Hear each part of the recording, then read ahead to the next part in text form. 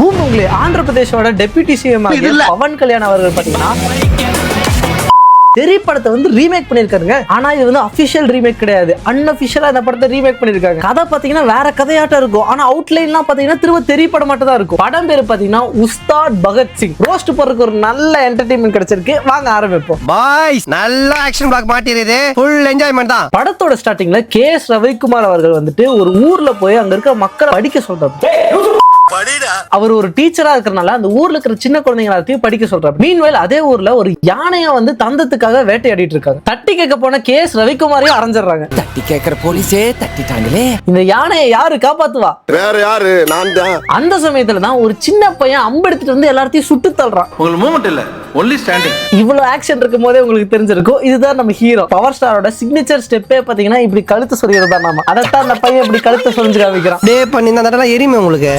இந்த பையனை நல்வழிப்படுத்தணுங்கிறதுக்காக இவரே வந்து தத்தெடுத்து அந்த பையனை வந்து ஒரு ஸ்கூல்ல சேர்த்துறாரு. ஸ்கூல்ல சேர்த்துட்டு அந்த பையன் வார்டனே அடிச்சு வச்சிருக்காங்க. காலங்காத்தால உனக்கு குறவழி வரைக்கும் சோத்த போட்டு வண்டியில ஏத்திட்டு வந்ததுக்கு உன்னால என்ன பண்ண முடியுமோ அதை பண்ணிட்டேன். என்னன்னு விசாரிச்சு பார்த்தா அந்த வார்டன் அங்க வேலை செய்யற ஒரு பெண்மணி கிட்ட தப்பா நடந்திருக்கு. அப்படி அதுக்குதான் நம்ம ஹீரோ அடிச்சிருக்கு. அப்படி சரியான தலைவன் இருந்தாதான் கீழே உள்ளவங்களும் சரியா வேலை பார்ப்பாங்கன்னு நான் ஒரு புத்தகத்துல படிச்சிருக்கேன். இந்த டைலாக் எதுக்கு தெரியுமா வச்சிருக்காங்க? அவரே ஒரு டெப்யூட்டி சிஎம் இருக்காருல்ல, அவன் சுடு தண்ணியிலே கைய விடுவான், உன்னை சும்மாவா விடுவான்.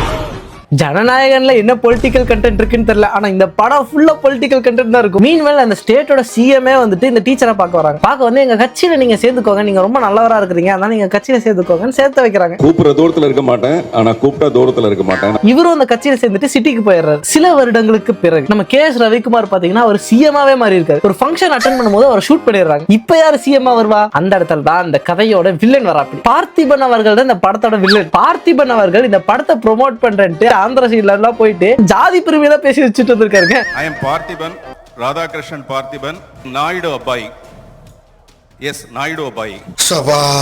அது வேற ஒரு topic. But anyways back to the story. இவருக்கு சிஎம் ஆகணுங்கிறது மிகப்பெரிய வெறிங்க. எந்த அளவுக்குன்னா ஜோசியர் கைரேகையை பார்த்துட்டு உங்க கைரேகையில ஒரு கோடு இல்ல, அதனால நீங்க சிஎம் எல்லாம் ஆக முடியாதுன்னு சொல்றாரு. Oh shit. அதுக்கு இவர் என்ன தெரியுமா பண்றாரு? லொச்சக் மொச்சக் பச்சக்.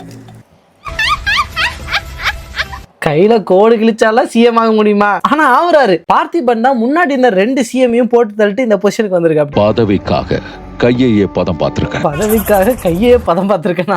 டேய், என்னடா டயலாக் இது? சிஎம் ஆனவனா சிஎம் புள்ள வந்து குஜராத்தா இருக்கான். ஒரு நாள் சிஎம் புள்ள வந்துட்டு காட்டுல போய் என்ஜாய் பண்ணலான்னு போயிருக்கு. அப்படி அங்க போய் பார்த்தா அவனுக்கு கிடைக்கல. கஞ்சா சப்ளை எல்லாம் ஒரு போலீஸ் இன்ஸ்பெக்டர் வந்து தடுத்து நிறுத்தி இருக்காரு. அதனால அந்த போலீஸ் இன்ஸ்பெக்டரை போலீஸ் ஸ்டேஷன்லயே போய் போட்டு தள்ளலான்னு போறானுங்க. என்னோட கஞ்சா உன்னோட தலை. போலீஸ்காரர் அவர் குடும்பத்து முன்னாடி அசிங்கப்படுத்துறாங்க. எல்லாம் தட்டி கேட்க ஒருத்த வரமாட்டானா? பவன் கல்யாண் வந்துட்டு அப்படிங்க. சாரி கைஸ், என்னதான் இருந்தாலும் பாலியாக்கு வர எனர்ஜி எல்லாம் சத்தியமா வரல. பாலியாவை பார்த்தாவே ஒரு எனர்ஜி வரும், அது வரல. எல்லாத்தையும் போட்டு தள்ளிட்டு சிஎம் பிள்ளைய மட்டும் கிட்னாப் பண்றாரு. நெக்ஸ்ட் ஹீரோயின் இன்ட்ரோடியூஸ் பண்ணோம்ல. ஹீரோ பாத்தீங்கன்னா ஒரு காட்டு ஏரியால வாழ்ந்துட்டு இருக்காரு. அந்த ஏரியாவுக்கு ஏதோ ஒரு பெரிய பணக்காரர் குடும்பம் வருது. அவங்களோட ஃபேமிலியை பாத்துக்கிறது இவரோட பொறுப்புன்னு ஒப்படைக்கிறாங்க. அவரோட பெரிய பொண்ணுக்கு ஃபாரஸ்ட் எக்ஸ்ப்ளோர் பண்ணணுமா? ராவ் சார், பசங்களுக்கு பாடம் சொல்லி கொடுக்கறதுனா இஷ்டம், பொண்ணுக்கு ஊர் சுத்தி காட்டுறதுலாம் கஷ்டம். இஷ்டம் கஷ்டம் அவர் பண்ண மாட்டேங்கிறாரு, ஆனா வற்புறுத்தி பண்ண வைக்கிறாங்க. நெக்ஸ்ட் நம்ம ஹீரோயின் குடும்பத்தை இன்ட்ரோடியூஸ் பண்றாங்க. இது அங்கவை, இது சங்கவை. என் பெரிய பொண்ணு ஸ்லோகா. பெரிய பொண்ணுக்கு மட்டும் காட்டுல ஏதோ அவுட்டிங் போகணுமாமா. அதனால கம்பெனிக்கு நம்ம ஹீரோ போறோம். ஸ்லோகா பயங்கரமான டிப்ரெஷன் இருக்கிறாங்க, ஏதோ ஒரு பிரேக்கப் ஃபேஸ்ல இருக்கிறாங்க. அதனால அதை வந்து தீர்க்கறதுக்காக இங்க வந்திருக்காங்க. இன்னொரு கான்டெக்ட் நீங்க புரிஞ்சுக்கணும். பவன் கல்யாணுக்கு வந்து பெருசா டான்ஸ் ஆடாத இருக்கு. அவரோட அண்ணா ஆகிய சிரஞ்சீவி அவர்கள் வந்துட்டு பயங்கரமா டான்ஸ் ஆடுவாரு. ஆனா இவருக்கு வந்துட்டு பெருசா டான்ஸ் எல்லாம் வராதாம். அதை வந்து இந்த படத்துல அவங்களே ஜோக்கா காமிக்கிறாங்க. அவரே சொல்றாரு, very good very good brilliant. நாட்டு சாங் இருக்குல்ல, அந்த பாட்டை போட்டு இவர் ரேம்ப் வாக் பண்ணிட்டு இருக்காருங்க. குண்டூர் காரத்துல வந்துட்டு மடக்கி தட்டுன்னு ஒரு பாட்டு இருக்குல்ல, அந்த சேர் பாட்டு போடுங்க.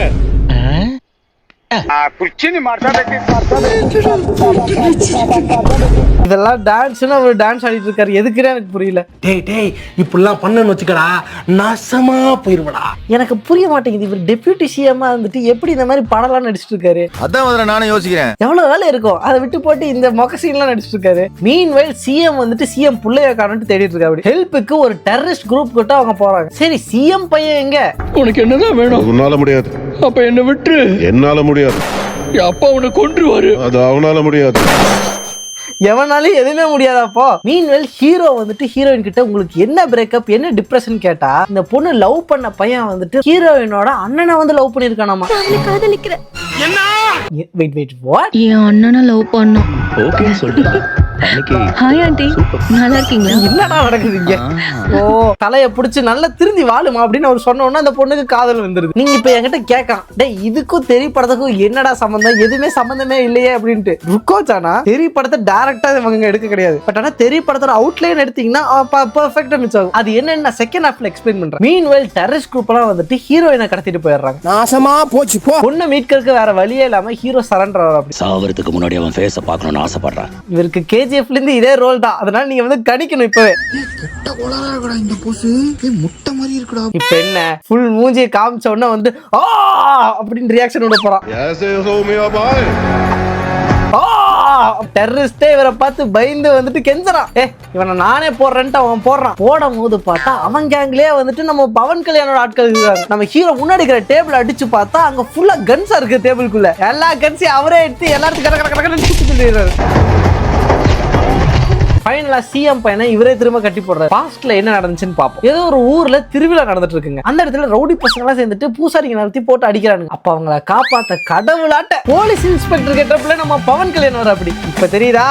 ரெஃபரன்ஸ் கொஞ்சம் தெரியுதா? ஹீரோ ஃபேக் ஐடென்டிட்டில வாழ்ந்துட்டு இருக்கு. அப்படி ஆனா பிளாஷ்பேக்ல போனா ஒரு போலீஸ் எப்படியோ ரவுடி பசங்க எல்லாத்தையும் அடிச்சு அவரோட சீனை காமிக்கிறாங்க. யாரா இந்த கோயில் பிரச்சனை எல்லாம் பண்றதுன்னு பார்த்தா பார்த்திபன் தான் இதுக்கெல்லாம் காரணமா இருந்திருக்காரு. அதனால அவர் நேர்லயே போய் மீட் பண்ண ஹீரோ போறா. அப்படி உறுதிமொழியை கூட தினமும் பிராக்டிஸ் பண்ணிட்டு இருக்கேன். இப்பவே ஒரு வந்துட்டு சிஎம்ஆர் இருக்கலாம் பிராக்டிஸ் பண்றது இருக்காங்க. நீ என்ன உறுதிமொழி பிராக்டிஸ் பண்றது? நான் ஒரு உறுதிமொழி முன்னாடி எடுக்கிறேன்னு எடுக்கிற. அப்படி உஸ்தாத் பகத் சிங் எனும் நான் சட்டப்படி அமைக்கப்பட்ட இந்திய அரசியலமைப்பின் பால் உண்மையான நம்பிக்கையும் பற்றும் இந்திய நாட்டு கிழக்கு முட்டா போய் எவனா இருந்தாலும் இட்டு மிதிச்சு சட்ட ஒழுங்கு கடைபிடிக்காத எவனா இருந்தாலும் தோல் உரிச்சு உப்பு கண்ணு போடுவோம். அந்த ஆண்டவ சாட்சியா அவன் மிரட்டிட்டு போனதுக்கு அப்புறமே பார்த்திபனோட உடஞ்ச போட்டோகிராஃப் எடுத்து அந்த கண்ணாடியை தெளிச்சு டிரான்சிஷன் பண்ணி இன்டர்வல் பிளாக் கொடுக்குறாங்க.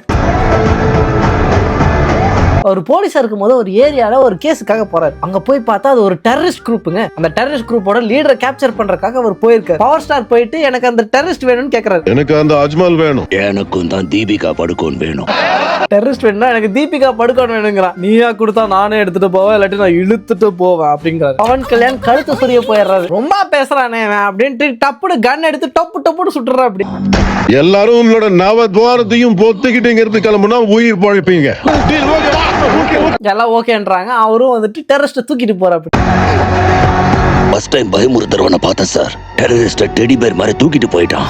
டெரரிஸ்ட் டெடி பேர் மாதிரி தூக்கிட்டு போயிட்டான். இப்ப நம்ம சமந்தாவோட என்ட்ரி வரும். ஐ மீன் தெரியல சமந்தா இந்த படத்துல பாத்தீங்கன்னா ஸ்ரீலீலா வச்சிருக்காங்க. ஜோசியர் சொல்ற அப்படி நீங்க கட்டிக்க போறவரை இன்னைக்கு நீங்க பாப்பீங்கிறாங்க. ஹீரோ ஒரு மிஷனுக்காக டெரரிஸ்ட கேட்ச் பண்ண போயிட்டு இருக்கு. அப்படி அந்த சமயத்துல அந்த டெரரிஸ்ட் பாத்தீங்கன்னா ஸ்ரீலீலா இருக்கிற ஹாஸ்டலுக்குள்ள போய் ஒளிஞ்சுக்கிறான். ஒரு டெரரிஸ்ட் சஸ்பெக்ட் உங்க ஹாஸ்டல் கூட நோட்ஜர் please be careful and lock the doors. என்னன்னு பார்த்தா அவன் கரெக்ட்டா ஸ்ரீலீலாவோட ஃப்ரெண்ட தான் கேப்சர் பண்ணி வச்சிருக்கான். யார் மலையாள சந்தேகம் இருந்தா எனக்கு ஃபோன் பண்ணுங்க. Please take my number. அவளும் கரெக்ட்டா வந்துட்டு மெசேஜ்ல போட்றா இவன் இங்க தான் இருக்கான்ட்டு. அப்புறம் என்ன ஹீரோ வில்லனை ஷூட் பண்ணி தள்ளுறா. அப்படி அவ்வளவுதான் காதல் ஆயிருச்சு. இவன் வேற வாயிட்டு வச்சிருக்கனால இவளுக்கு வந்து பாடி கார்டா ஹீரோ இருக்கணும்னு சொல்றான். அவரும் பாதுகாப்புக்கு ஹாஸ்டல்லே தங்குறா. அப்படி இதுக்கு நடுவுல இவங்க ரெண்டு பேருக்குள்ள காதல்லாம் ஆகுது. வளையல் வாங்க இவ்வளவு தூரம் வரணுமா? உண்மையை சொல்லணும்னா நல்ல வளையல் மால்ல இல்ல இந்த பஸார்ல தான் கிடைக்கும்னு அனுப்புனதே உங்க பாஸ் தான். இந்த பவன் கல்யாணத்தை தான் பேசியிருக்க. அப்படிங்க கரெக்டா ஒரு நாள் பவன் கல்யாண் இல்லாத போது தான் டெரரிஸ்ட்ல அட்டாக் பண்ண வராங்க. ஆனா அவன் அட்டாக் பண்றதுக்கு முன்னாடி ஹீரோ கேங் அவனை வந்துட்டு சரவுண்ட் பண்ணிடுறாங்க.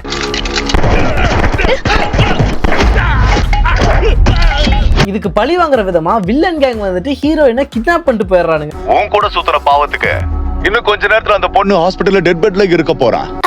எங்கெங்கயோ தேடி பாக்குறாங்க. அந்த பொண்ணை கண்டுபிடிக்க முடியல. கடைசியில ஹாஸ்பிட்டல்ல தான் கண்டுபிடிக்கிறாங்க. என்னன்னு போய் பார்த்தா ஹீரோயினுக்கு பதிலாக ஹீரோயினோட ஃப்ரெண்டை கடத்திடுறாங்க. அப்புறம் போய் அந்த பெண்ணை வந்துட்டு கொஞ்சம் பாலியல் வன்கொடுமை எல்லாம் பண்ணிடுறாங்க. ஓகே, இந்த சீன் பாத்தீங்கன்னா லிட்டரலா தெரியல இருக்கிற அதே சீன் தான். தெரியலையும் ஒரு பொண்ணை வந்துட்டு இந்த மாதிரி பாலியல் வன்கொடுமை பண்ணிருப்பானுங்களே. டைலாக்ல இருந்து எல்லாமே அதே தான். ஒரு துரு பிடிச்ச அயன் ராட ஒரு துரு பிடிச்ச ராட வச்சு என்ன ஒரு அண்ணனா நினைச்சு சொல்லுமா. ஒரு அண்ணனா கேக்குறேன். ஒரு அண்ணனா கேக்குறேன். இந்த டைலாகும் அதே தாங்க. 4 மிருகங்கன்னா அவளுக்கு நடந்த கொடுமையை சொல்றாங்க. ஹீரோ இப்ப பழி வாங்கணும்னு போறாரு. பண்ணது பார்த்திபனோட ஃபர்ஸ்ட் பையன். அவனை அரெஸ்ட் பண்ணலான்னு போனா முதல்ல இத படிச்சதுக்கு அப்புறம் உன் உடம்பாடும். ஹீரோக்கு ஒரு லெட்டர் கொடுத்து உன்னோட பொசிஷன் ஆல்ரெடி போயிருச்சு பாருங்கிறாங்க. கையில வாரண்ட் இருந்தா மட்டும் பத்தாது, உனக்கு போலீஸ்ங்கிற வேலையும் இருக்கணும். இது எப்படி இருக்கு? இது இதோட நிக்காது. உன்னோட லவ்வர் உனக்கு போன் பண்ணலனா நீ பயப்படணும். நீ போன் பண்ணி அவ எடுக்கலனா பயப்படணும். நீ பயந்துட்டே இருக்கணும் அப்படின்லாம் டைலாக் பேசலாம். என்ன ஓவரா பேசிட்டு இருக்கான்னு டப்புனு கத்தி எடுத்து குத்திடுறாரு. இப்ப பயம் நீ படு அப்படின்ட்டு அவனுக்கு பயத்தை காமிச்சிட்டு போற. அப்படி நீ என்னடா சொன்ன? என்ன சொன்ன? அது என்னடா சொன்ன அவன்? ஏன் மேல அன்பு காட்டுற விலைய ரசிகர்களை தூக்கிடுவியா? என்ன பிடிச்சவனெல்லாம் கொல்ல போறானா? எத்தனை பேர் இருக்காங்கன்னு தெரியுமாடா உனக்கு? என்ன பிடிச்சவள கோடி பேர் காட்டா வெளியில. Master dialogue. இதுக்கப்புறமே ஹீரோயினோட சேஃப்டிக்கு ஹீரோயினை ஹீரோ கல்யாணம் பண்ணிக்கலாம்னு முடிவு எடுக்கிறார். என்ன ஒரு புத்திசாலித்தனம். அந்த ஈவெண்ட்டுக்கு தான் நம்ம சீஃப் மினிஸ்டர் வந்திருக்கு. அப்படி கரெக்டா ஹீரோ தாலி கட்டும் போது ஷூட் பண்ணி போட்டு தள்ளிருக்காங்க ஹீரோயினை. இப்போ சொல்ற திரைப்பட ரீமேக் தான். ஹீரோயினை போட்டு தள்ளது மட்டும் இல்லாம ஹீரோவை மிரட்டருக்கு வேற வந்திருக்கு. அப்படி நாம அன்பு காட்டினவங்க நம்ம கண்ணு முன்னாடியே செத்து போனா எப்படி இருக்கும்னு உனக்கு தெரிய, நீ உயிரோடு இருக்கணும்ல.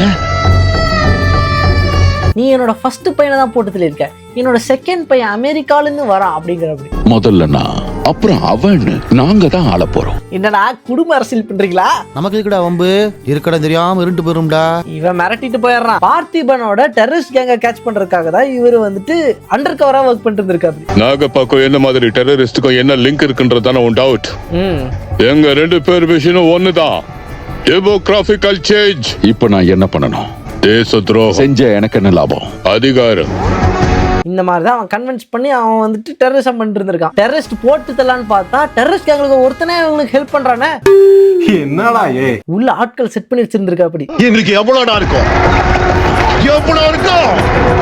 நானும் நோட் பண்ணிட்டேங்க. கண்ணை வச்சு கடை எங்கெங்கயோ சொல்றதா அவர் வந்து சிக்னேச்சர் ஸ்டெப்பா வச்சிருக்காரு. அந்த டெரரிஸ்ட் கிட்ட இருந்து வாங்கின சைனைட் எடுத்து இந்தா சாப்பிடு அப்படின்ட்டு இவருக்கு வந்து கொடுக்குறா. அப்படி எனக்கு வேற வழி இல்லைன்ட்டு அவனே வந்து சைனைட் சாப்பிட்டு செத்து போயிடுறாங்க. ஒரு வழியா நம்ம ஹீரோ நாட்டை காப்பாத்தி திரும்ப சிஎம் கிட்ட அவரோட பொசிஷனை ஒப்படைக்கிறார். அவ்வளவுதாங்க. தெரியோட அன்அஃபிஷியல் ரீமேக் முடிஞ்சு. மறக்காம சப்ஸ்கிரைப் பண்ணிக்கோங்க. தேங்க்ஸ் ஃபார் வாட்சிங். பீஸ்.